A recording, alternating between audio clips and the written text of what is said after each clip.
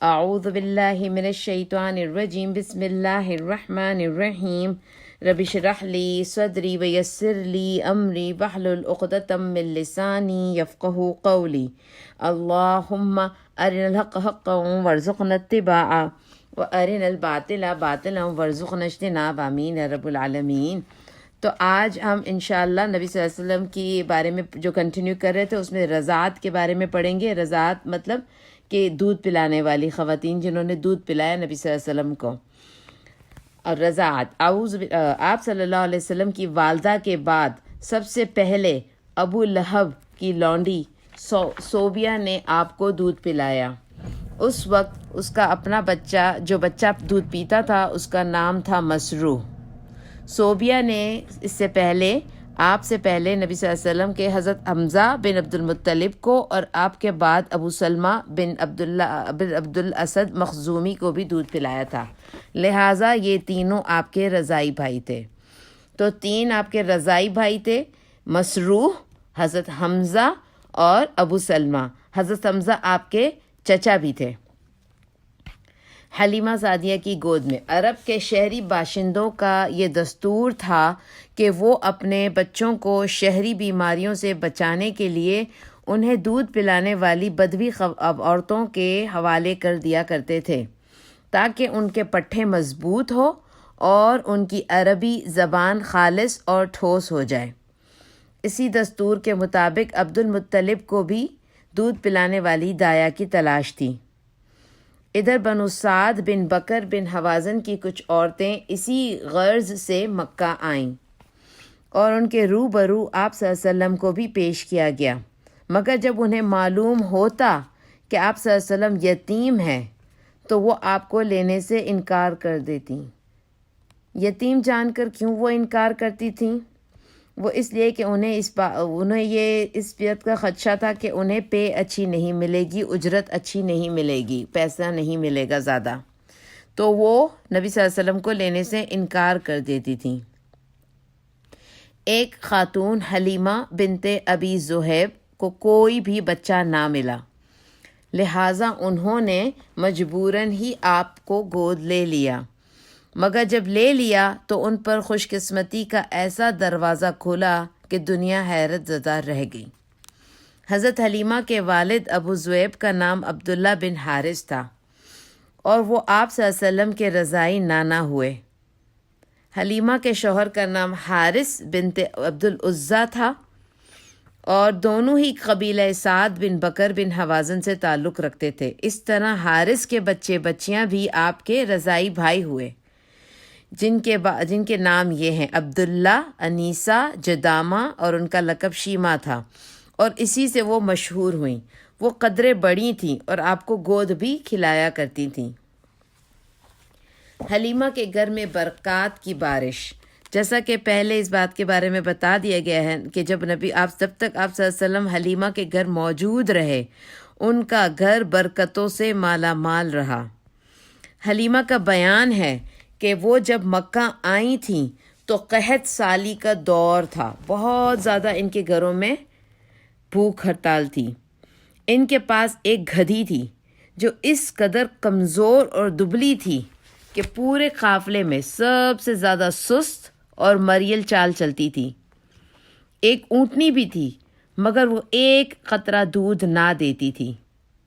حلیمہ کا اپنا بچہ بھوک کی بے قراری سے پوری رات بلکتا اور چیختا رہتا، نہ خود سوتا نہ ماں باپ کو سونے دیتا تھا۔ مگر جب وہ آپ صلی اللہ علیہ وسلم کو لے کر اپنے ڈیرے پر آئیں اور گود میں رکھا تو سینہ دودھ سے بھر گیا، حتیٰ کہ آپ صلی اللہ علیہ وسلم نے شکم سیر ہو کر دودھ پیا اور آپ کے ساتھ حلیمہ کے بچے نے بھی جی بھر کر پیا، پھر دونوں آرام کی نیند سو گئے۔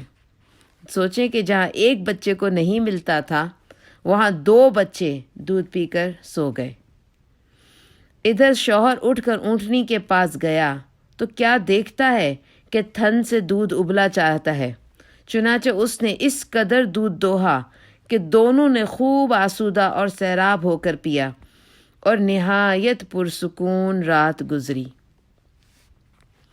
مکہ سے واپسی کے دوران میں حضرت حلیمہ اسی خستہ حال گدھی پر سوار ہوئیں اور آپ اپنے ساتھ آپ کو بھی لیا، مگر اب وہی گدھی اس قدر تیز چلی کہ پورے قافلے کو کاٹ کر آگے نکل گئی اور کوئی گدھا اس کا ساتھ نہ پکڑ سکا۔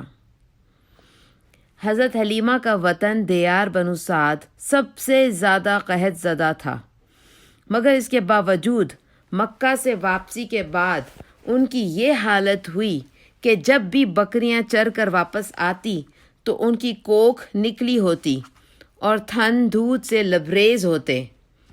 میاں بیوی خوب دوہتے اور پیتے، جبکہ کسی اور انسان کو دودھ کا ایک قطرہ بھی میسر نہ ہوتا۔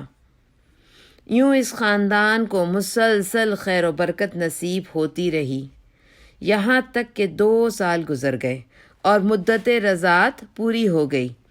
چنانچہ حلیمہ نے آپ کا دودھ چھڑا دیا۔ اسی دوران میں آپ صلی اللہ علیہ وسلم پختہ اور مضبوط ہو چکے تھے۔ حلیمہ کا دستور تھا کہ وہ آپ کو ہر 6 مہینے بعد مکہ لاتی، والدہ اور خاندان کے لوگوں سے ملاتی، پھر آپ دیار بنو سعد واپس لے جاتی۔ مگر جب رضاعت پوری ہو گئی اور دودھ چھڑا کر آپ صلی اللہ علیہ وسلم کو آپ کی والدہ کے پاس لائیں تو اب تک جو خیر و برکت وہ دیکھ چکی تھیں اس کے پیش نظر وہ چاہتی تھیں کہ آپ صلی اللہ علیہ وسلم کو انہی کے پاس رہنے دیا جائے۔ چنانچہ انہوں نے آپ کی والدہ سے کہا، کیوں نہ آپ بچے کو میرے پاس ہی رہنے دیں، وہ ذرا اور مضبوط ہو جائے، کیونکہ مکہ کی وبا سے ڈر لگتا ہے۔ والدہ اس بات پر راضی ہو گئیں اور حلیمہ آپ کو لے کر خوش اپنے گھر واپس ہوئیں، اور آپ تقریباً مزید 2 برس تک وہیں رہے، یعنی اب آپ کی عمر 4 سال ہو گئی۔ پھر آپ کا سینہ مبارک چاک کیے جانے کا واقعہ پیش آیا، جس سے ڈر کر حلیمہ اور ان کے شوہر نے آپ صلی اللہ علیہ وسلم کو آپ کی والدہ کے حوالے کر دیا۔ سینہ مبارک چاک کیسے ہوا؟ انس بن مالک کا بیان ہے کہ آپ صلی اللہ علیہ وسلم بچوں کے ساتھ کھیل رہے تھے، جبرائیل علیہ السلام تشریف لائے اور آپ کو لٹا کر سینہ چاک کر دیا۔ پھر آپ کا دل نکالا اور اس میں سے ایک لوتھڑا نکال کر فرمایا، یہ شیطان کا حصہ تھا جو نکال دیا گیا۔ پھر دل کو سونے کے تشت میں زمزم کے پانی سے دھو کر جوڑ دیا اور اسی جگہ پلٹا دیا۔ ادھر بچے دوڑ کر آپ کی ماں یعنی دایا کے پاس پہنچے اور کہنے لگے کہ محمد صلی اللہ علیہ وسلم کو قتل کر دیا گیا۔ وہ لوگ جھپٹ پہنچے تو دیکھا تو رنگ اترا ہوا تھا نبی صلی اللہ علیہ وسلم کا۔ حضرت انس رضی اللہ تعالیٰ کا بیان ہے کہ میں نبی صلی اللہ علیہ وسلم کے سینے پر سلائی کے اثر دیکھا کرتا تھا۔ اس واقعے کے بعد آپ صلی اللہ علیہ وسلم کو مکہ پہنچا دیا گیا اور آپ نے اپنی ماں کے سائے محبت میں اپنے خاندان کے اندر تقریباً 2 برس گزارے۔ پھر والدہ، دادا اور ام ایمن کے ساتھ مدینے کا سفر کیا، جہاں آپ کے والد کی قبر تھی اور دادا کا ننیال بھی تھا۔ آپ صلی اللہ علیہ وسلم مدینہ میں 1 ماہ رہ کر واپس ہوئے تو راستے میں آپ کی والدہ بھی بیمار ہو گئیں اور ابوا کے مقام پر پہنچ کر رحلت کر گئیں۔ انہیں وہیں دفن کر دیا گیا۔ آپ دیکھیں کہ نبی صلی اللہ علیہ وسلم کی زندگی میں کتنی چھوٹی عمر سے کتنے غم آئے کہ ان کی اپنی آنکھوں کے سامنے صرف 6 سال کی عمر میں ان کی اپنی والدہ کا انتقال ہو گیا، اور وہ بھی واپس آ رہے ہیں کہاں سے؟ اپنے والد کی قبر سے۔ اب بوڑھے عبد المطلب آپ کو لے کر پہنچے۔ ان کے دل پر آپ صلی اللہ علیہ وسلم کی اس نئی مصیبت کے احساس کا گہرا زخم تھا، چنانچہ آپ کے لیے ان کے دل میں ایسی رقت پیدا ہوئی کہ خود ان کے اپنے بیٹوں کے لیے ویسی رقت نہ تھی۔ وہ آپ کی بڑی قدر کرتے، اپنی اولاد سے بھی بڑھ کر چاہتے، خوب اکرام کرتے. ان کا خاص فرش جس پر کوئی دوسرا نہ بیٹھ سکتا تھا اس پر وہ آپ صلی اللہ علیہ وسلم کو بٹھاتے. پیٹھ پر ہاتھ پھیرتے. آپ کی نقل و حرکت دیکھ کر خوش ہوتے اور یقین رکھتے تھے کہ آئندہ آپ کی ایک نرالی شان ہونے والی ہے.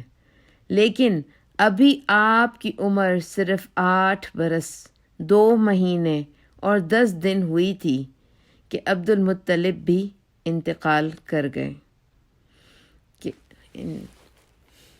اب آپ کے چچا ابو طالب نے آپ کی کفالت کا بیڑا اٹھایا. یہ آپ کے والد کے سگے بھائی تھے. انہوں نے آپ سے خاص رحمت و شفقت برتی. وہ مالدار تو نہ تھے لیکن آپ کی کفالت کے بعد اللہ تعالیٰ نے ان کے تھوڑے سے مال میں اس قدر برکت دی کہ ایک آدمی کا کھانا پورے کنبے کے لیے کافی ہو جایا کرتا تھا.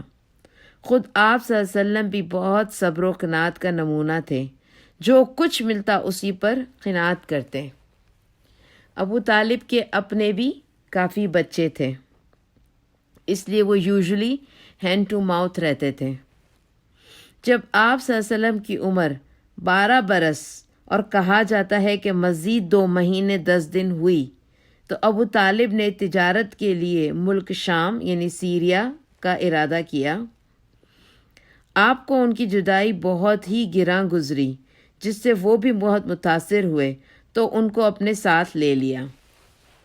جب قافلے نے ملک شام کی حدود میں پہنچ کر شہر بصرہ کے قریب پڑاؤ ڈالا تو بحیرہ نامی عیسائیوں کا ایک بڑا راہب اپنے گرجے کے سے نکل کر ان کے پاس آیا.